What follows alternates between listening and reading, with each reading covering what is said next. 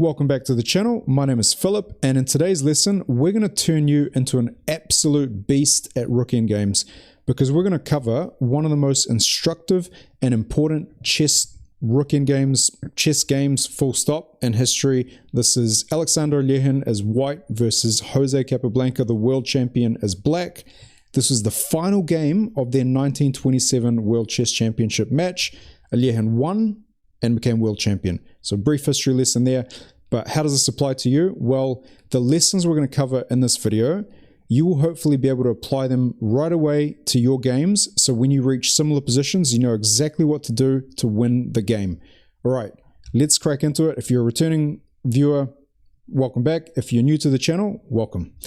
All right, so in this position, what can we tell? White has an extra A pawn. So white's strategy is essentially going to be queen that A pawn. Black's going to trade the rook for the A pawn or sacrifice the rook, and we're going to end up with a rook up and win the game.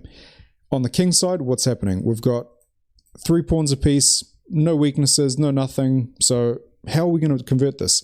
Well, the very first principle in Rook Endgames is rooks belong behind passed pawns. So in this case, it's black to move. If black could somehow get his rook behind white's passed pawn, black would have pretty good drawing chances, even though he's a pawn down. But in this case, he can't, because, you know, he'd love to go to f3 and then a3, but the king is protecting that square, so he has to do with blocking the pawn from the front, and that is not good, because now, after rook a4, white gets his rook behind the passed pawn. So whether you're attacking or defending, you want your rook behind the passed pawn. And black's rook is now going to be passive for the rest of the game. So step 1, or stage 1 in how to convert these, put your rook behind the passed pawns. Now stage 2 begins, which is getting the king to the queen side and supporting the rook. So knowing that that's what's going to happen, black does the exact same thing. Black centralizes his king, and in this position, after king e3, black can very simply play king to d5, but black decides, let's just lock up this pawn structure with h5. And you will see this kind of a kingside pawn structure in many of your games. It just happens so much in chess, so keep this in mind, because you'll see how white broke through on the kingside. Just a sneak peek there. So king to d3, essentially we're trying to get that king to b5, which would be game over for black.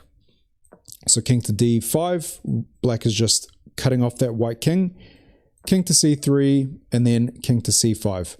So now this is the end of stage 2. Both kings have centralized, and what you'll notice is white actually can't make any progress anymore on the queen side. Even though the rook is on a good square, the pawn is here, the king is here, black has a blockade on the pawn with the rook, and also the king is just cutting off the white king. So how does white crack through? Well, white would love for it to be black to move here, because if the black king moves to b5, we can infiltrate with the king on d4, and likewise, if the king moves to d5, we can infiltrate this way. And if the rook moves, we can move the pawn forward. And last but not least, if black decides to move any of the kingside pawns, it just creates a bunch of weaknesses. So stage 3 is essentially, we're done on the queen side. We need to start infiltrating on the king side and attack this one weakness in black's position, the base of the pawn chain, that pawn on f7. So watch how this happens. So after king to b5, so let's just say we play f3. King to b5 would force our rook to move. So we'd move our rook, and then the king would slide across, and then we still can't infiltrate. So essentially, we need to get around that problem. And so white in this position played rook to a2. It does a couple of things. The rook now protects that pawn on f2. So if the black rook decided to come around and do some tricks here, this is protected. And like in the game, once black plays king to b5, we can infiltrate with our king to d4. For whatever reason, don't ask me. They repeated moves here, so king to b3 was played, and only now king to d4 was played. So we are well and truly into stage 3, which is infiltration on the king side. So now that we've, you know, blocked up everything on the queen side and black is just completely passive. What you'll notice is we can't actually get to f6 because the rook is defending f6. So this is actually a really good point to stop and think for yourselves. If you were white, how would you infiltrate black's position? Because you need to get to this f7 square, or you need to create some sort of another weakness because black has a blockade here and you can't really make any progress. If you guys spotted it, it is actually this funny little maneuver this way. So we can get to h6 and then to g7. So we can sort of swing our way around. We might even be able to go this way. Probably not. That's way too many moves. But definitely we want to get to h6. That is our infiltration square. So rook to d6 was played. King to e5. Rook to e6. King to f4. And now black has a choice. If black just plays something like rook to d6, white is going to play a6. And the important thing to note here is black does not want to trade rooks because the white king just comes in and takes the whole house, every single pawn, and wins the game. So we don't want to do that, which means black is forced to put a piece on a6. In this case, black decided to move the king there because the rook, you can argue, has more mobility, so it can protect the position a little bit better than if it was behind or in front of the white pawn on a6. So after king to g5, rook to e5, check, king h6, and then rook to f5. And this is actually a very cool moment because despite everything that's happening in black's position, black is completely lost, and we're just showing you the technique. This rook is actually on a very good square because it attacks the f2 pawn, it attacks the a5 pawn, and it protects the f7 pawn. So in these types of positions, you want to look for squares that are multi-purpose because that means it's going to be a good square for your pieces. In this case, f5 is actually a really good square for the rook. So some good defensive technique here from Capablanca. Alejan played f4 as white. And here, another instructive moment.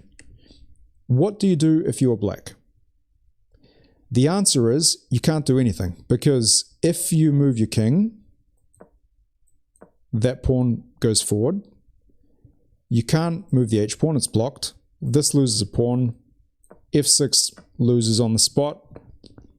So you almost are forced, or you definitely are forced, to move that rook away from its stronger square in f5. So nice little touch there. That's what's called zugzwang, where this is like a miniature zugzwang, where you would rather actually just pass your turn, but you have to play a move, and every move you play weakens your position. So the rook moves off the good f5 square, and there might be some tricks with the rook coming in this way. So white just simply puts the rook on a3, prevents any tricks, and says, black, you'll move again. So rook to c7 was played, and you might ask, why didn't black just play rook to f5 here?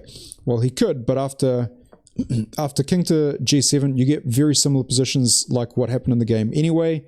So you'll see what happened. Rook to c7, king to g7, rook to d7. Again, the rook is tied to the defense of that f7 pawn. And here we get to stage number 4, which is now we have infiltrated with the king. How do we break through? Because that weakness is protected, we still need to break through. Well, we need to create another weakness in the position. Usually you need to have 2 weaknesses to attack in order to overload the opponent on one of the weaknesses so that you can capitalize on the second weakness. So again, if anyone can spot it, freaking awesome, nice work. The move is f5. Beautiful, absolutely beautiful. Because let's say rook to c7 was played, we take the 2 pawns there and we're going to take the h pawn and it's just game over.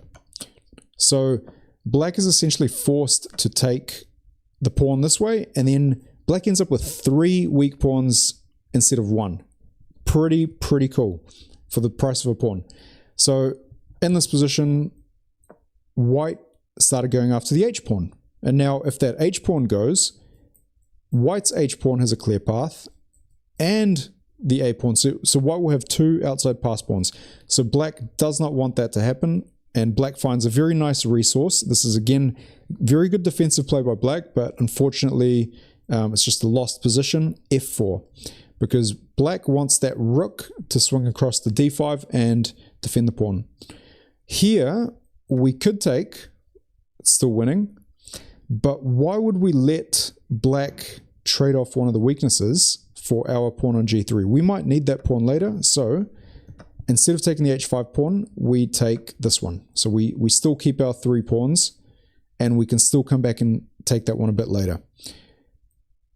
Rook to d5, king to g7, and rook to f5. Again, black is back on f5 with that rook, and that rook is just looking pretty smart, looking pretty sharp, threatening to take that f4 pawn. So white plays rook to a4, defending the pawn.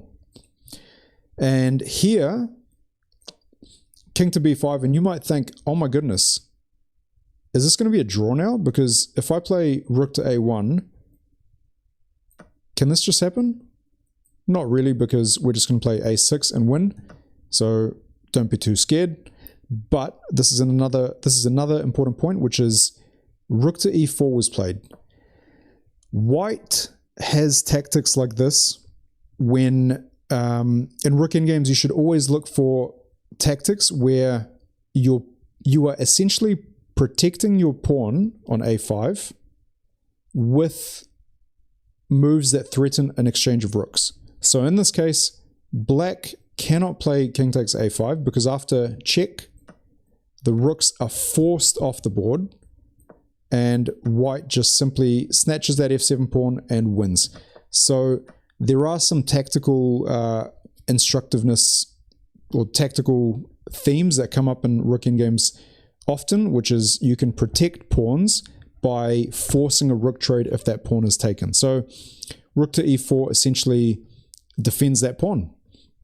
So the king has to go back to a6, and what happened here? So here we have king to h6. So now white is going to turn the attention onto that h5 pawn. The rook takes on a5 and rook to e5. Again, black does not want to trade rooks, so rook to a1 is played, and now we take the h5 pawn, and instead of an a pawn that's blockaded, we have an h pawn that is not blockaded. So this is where we have turned our queenside pawn advantage into a kingside pawn advantage. Look at this. All of white's pieces are on the kingside, and black's king is just on the other side of the board doing nothing.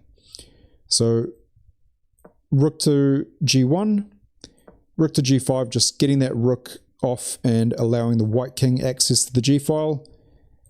Rook to f5, and the last final touch, check, sorry, not check, just taking the pawn, rook c6, and final touch, most instructive moment, rook to e7. How do you convert this? Well, you cut off the king from this whole side of the board, from the king side. That rook is just going to stay on the e file and cut off the black king, and it's just going to be white's king with 2 pawns versus black's rook, and black is just not going to be able to stop one of these pawns from queening. White's king is just going to shepherd them up the board, and white's rook is just going to keep black's king cut off. Absolutely beautiful. In this position, black resigned and gave up the world championship. This is the final game, so this was the final move of the world championship. Aliyehan became world champion. If it continued, it would have gone king to d6 and then rook e2, and we just keep that rook on the e file. So there you have it. Very instructive way to convert a 1 pawn advantage in a Rook Endgame. You're gonna use these principles in a whole bunch of your games. So play this over and over until you memorize it. play it against an engine, set it up against the engine and play it, and just get it into your mind, get the practice in. And finally, there's going to be a couple of videos that pop up on the end screen. Click on one of them and continue learning about other chess themes. And all the best. I'll see you guys on the other side. Peace out.